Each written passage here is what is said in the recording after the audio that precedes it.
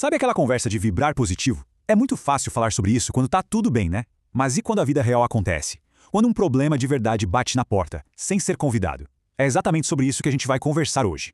Então a pergunta de R$ 1 milhão é essa. Como é que se faz para manter a positividade quando parece que o chão sumiu? Sabe, quando o relacionamento acaba, quando o dinheiro aperta? Como é que se faz isso na prática, no dia a dia?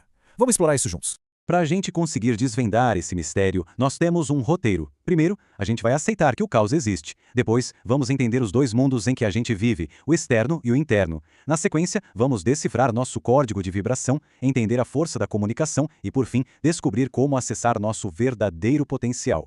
E vamos começar pelo passo mais importante, talvez o mais direto ao ponto: olhar o caos de frente, aceitar que sim, ele faz parte da jornada. E não estamos falando de probleminhas, né? Estamos falando daqueles abalos sísmicos da vida. O fim de uma relação, a dor de perder alguém que amamos, aquela ansiedade com as contas no fim do mês. São esses momentos que realmente colocam à prova a nossa força interior. E para lidar com isso, tem um ditado antigo que é pura sabedoria. O que não tem remédio, remediado está. Parece simples, né? Mas o que isso realmente significa na nossa vida? No fundo quer dizer o seguinte: se não dá para mudar a situação lá fora, a única coisa a fazer é mudar aqui dentro. É sobre aceitar e se adaptar. E atenção, isso não é se conformar, não é desistir. É uma estratégia. É escolher ter leveza em vez de carregar um peso desnecessário. E essa ideia de aceitar o que a gente não pode mudar abre a porta para um conceito fundamental, o de que todos nós vivemos em dois mundos ao mesmo tempo. Pensa só nessa divisão. De um lado, tem o mundo externo, a chuva que cai, o trânsito, o que as outras pessoas fazem ou dizem, coisas que, na maioria das vezes, fogem do nosso controle.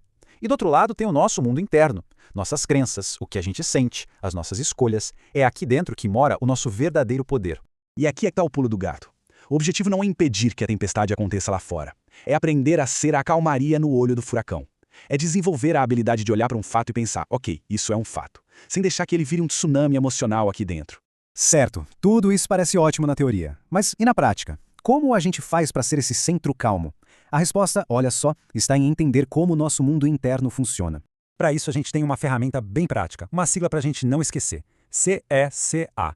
É como se fossem os 4 pilares que sustentam a nossa vibração. C de crenças, aquilo em que a gente acredita. E de emoções, o que a gente sente. Outro C de comunicação, como a gente se expressa. E por fim, A de ações, o que a gente faz. E a notícia mais libertadora de todas é esta: esses 4 pilares estão 100% dentro do nosso mundo interno. Não dependem de mais ninguém. Isso quer dizer que nós podemos trabalhar, podemos melhorar cada um deles. O controle está de verdade nas nossas mãos. Agora vamos ver o lado estratégico da coisa. Como a gente pode usar um desses pilares como se fosse uma alavanca para ajustar os outros? É uma técnica bem poderosa para a gente construir nossa inteligência emocional. A ferramenta mais direta que a gente tem é usar o pilar da comunicação para regular o pilar da emoção. E tudo começa com uma frase simples, quase um mantra, para ser dita mentalmente diante de qualquer desafio. Isso é apenas um acontecimento. A estratégia funciona em 2 frentes. Primeiro, essa frase cria uma espécie de filtro que impede que o impacto lá de fora vire um problemão aqui dentro. É como separar o fato da emoção. Segundo, é sobre ajustar o nosso diálogo interno. Sabe, aquela vozinha na nossa cabeça? É começar a ouvir mais a intuição e a conversar com mais gentileza com a gente mesmo. E para ilustrar essa ideia, tem uma metáfora visual perfeita na Carta da Força, do Tarot. Repara só, tem uma mulher e um leão. Ela não está usando força bruta contra ele, não está brigando. Ela o guia com leveza, com graça. O leão representa nossas emoções, nossos instintos. A lição é fantástica. A gente não luta contra as nossas emoções. A gente aprende a guiar, a dançar com elas. Tá bom. E depois de todo esse trabalho interno, para quê? O que a gente ganha com isso? Qual é o resultado prático de dominar nosso próprio mundo? Vamos descobrir agora. Imagina só uma coisa chamada espiral de desejos. Pensa nela como um campo de energia onde já existe tudo aquilo que a gente busca: a saúde, os relacionamentos, o propósito. E o mais incrível é que essa espiral não está longe, ela está bem aqui, vibrando ao nosso redor, ao nosso alcance.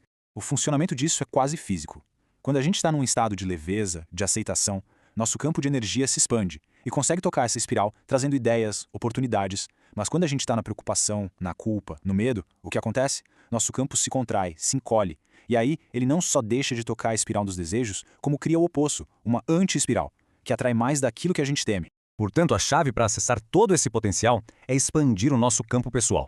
E como a gente faz isso? A gente volta para a nossa caixa de ferramentas, trabalhando nos 4 pilares do CECA, nas nossas crenças, emoções, comunicação e ações. A resposta está sempre, sempre do lado de dentro. No fim das contas, tudo isso se resume a uma escolha. Uma escolha que a gente faz todos os dias. O mundo lá fora sempre vai ter seus tempestades e isso não vai mudar. A grande questão que fica então é: qual mundo interno cada um de nós escolhe construir para navegar por elas?